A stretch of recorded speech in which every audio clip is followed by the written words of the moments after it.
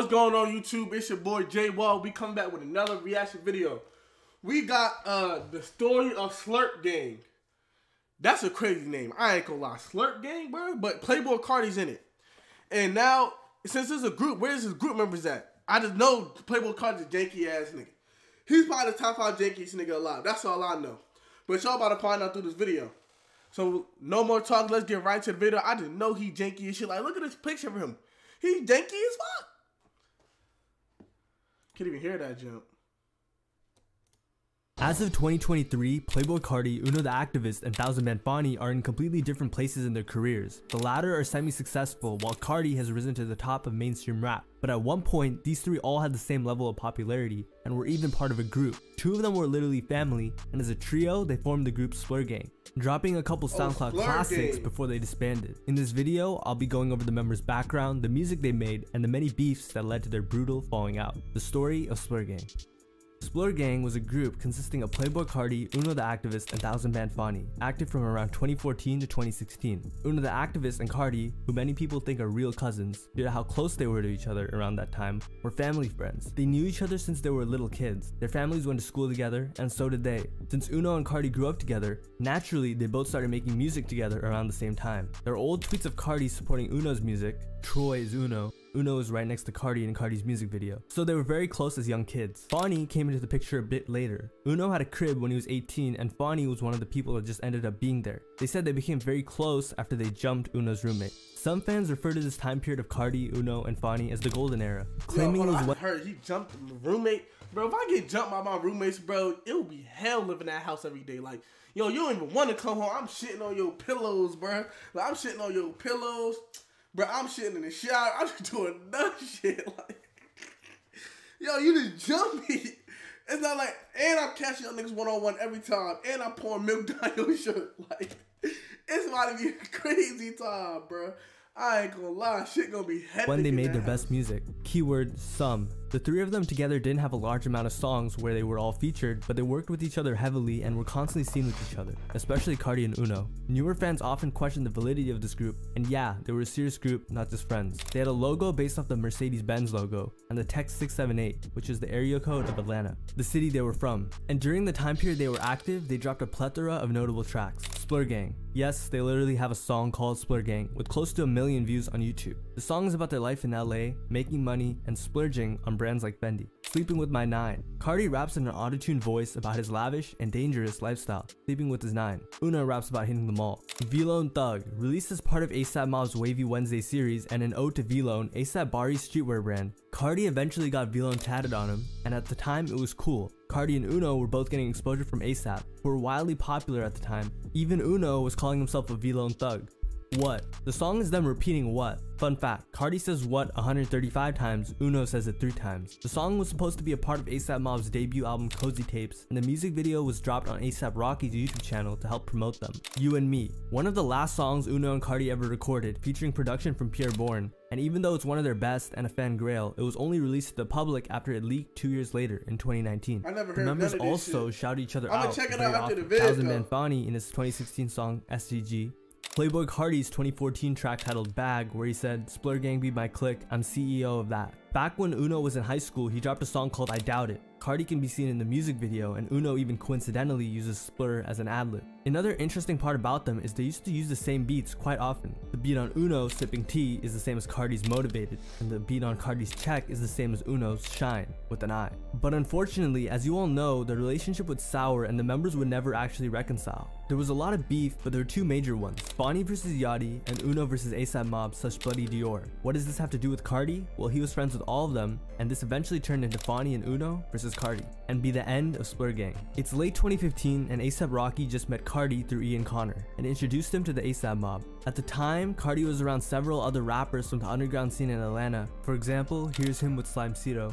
But for the most part, in the beginning, they were all cool. Carti and Uno even dropped V-Lone Thug and What through AWGE, ASAP Worldwide Global Entertainment, aka Rocky's creative agency, which Carti was signed to at one point.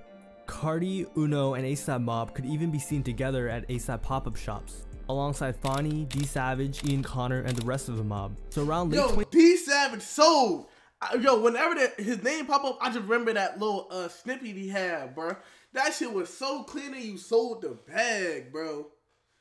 Oh my. 2015 to early 2016, Carti began to align himself with ASAP Mob more and more, and he'd be with Uno and Fani less. This created some tension and a bit of a divide as Carti wasn't always with them anymore. So it was already Uno and Fani on one side and Carti on the other. Since then, people were speculating that he switched up to be with the mob, but they were still dropping music and things seemed to be on good terms internally, which is all that matters at the end of the day. Until one fateful day.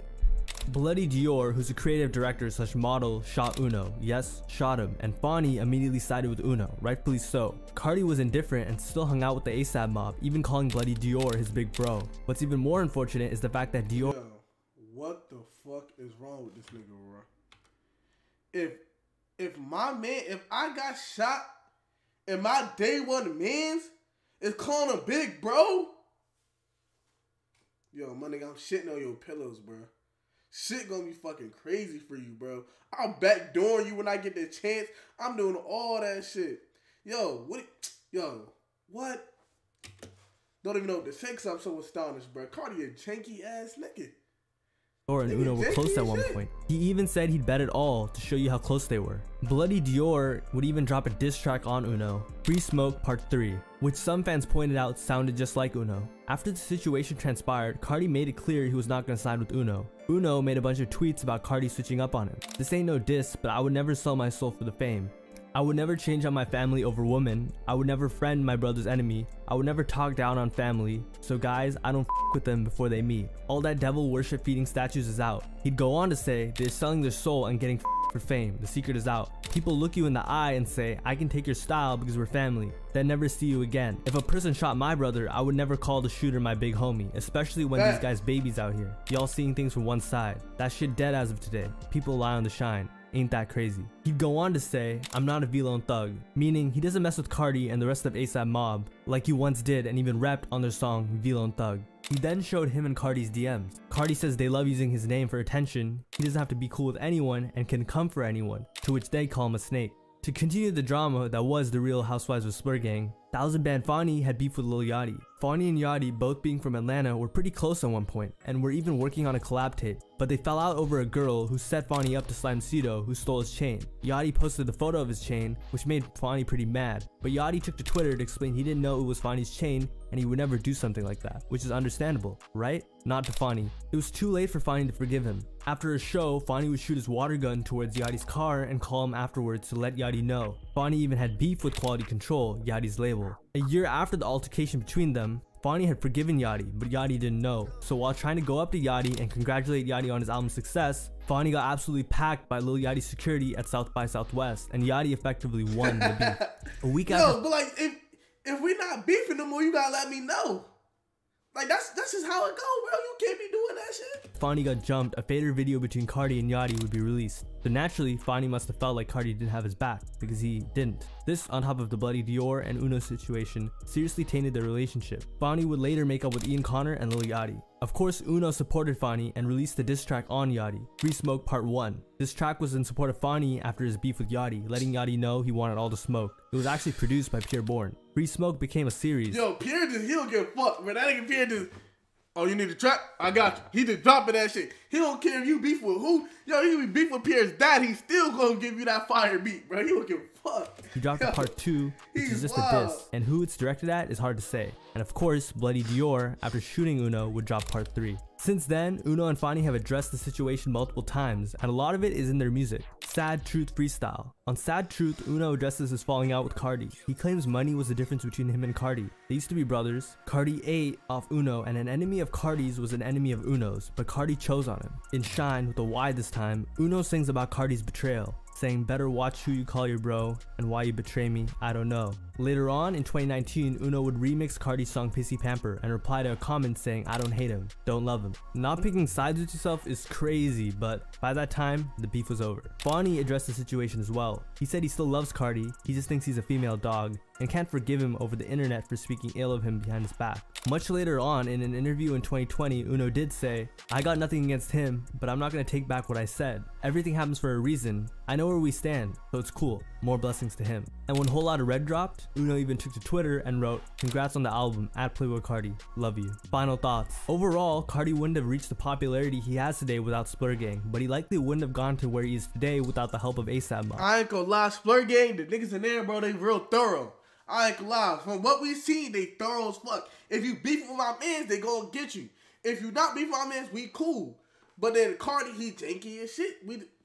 Here's a good comment summarizing the situation. I mess with Uno and Fonny, but in my opinion, they don't get that to blow up in the industry, you just need to do certain things, hang around certain people to go mainstream. Carti did those things, and those certain people just happen to have beef with Uno and Fonny, which is true. To level up, you gotta work with new people, usually in a better position than you. So, does what I said right Carti's wrongs though? Nah, not really. But Carti has held his career in a higher regard, and this video probably wouldn't exist if he hadn't. Some fans have gone on to say they want a Splur Gang revival bad, more than 1629, and even more than Whole Lotta Red before it came out. So will they have a reunion like many Splur Gang fans seem to want so bad? Hell no. Carti has gone leaps and bounds ahead of Uno and Fonny and left them in the dust, respectfully, and there's no way he's ever going to go back to them with how rare he keeps his brand. Carti's career kind of reminds me how people move up in the corporate ladder by job hopping every couple of years. First he was kicking it with Ethereal, then Awful Records, while also going hard with Uno and Fonny. Then he went on to ASAP Mob until he finally surpassed everyone in ASAP Mob / AWGE, and then went on to become one of the largest rap artists by himself, going #1 on Billboard, with one of the most cultish fan bases we've ever seen. So as fans, we just gotta recognize these three will never make music. And if you do, I guess we're all allowed to dream. Lastly, I just wanted to mention Carti won this beef, obviously because he's bigger, but more importantly because he didn't speak on it, which gave him all the power in this situation. Uno was literally shot, but fans turned a blind eye to it because of how much Uno and Fonny dragged it, rightfully, but still let it get to them. Just a word of advice from someone who has no idea what they're talking about. Apparently, they're all on good terms now, but to end it, here's what Uno had to say. "We were friends and could have been brothers, for real, but different paths led us to different ways, and on the possibility of a reunion, he said, I don't think it can happen, but I'm not close to anything either." That's it. I'm Rashad Fashir, and I'm janky as fuck.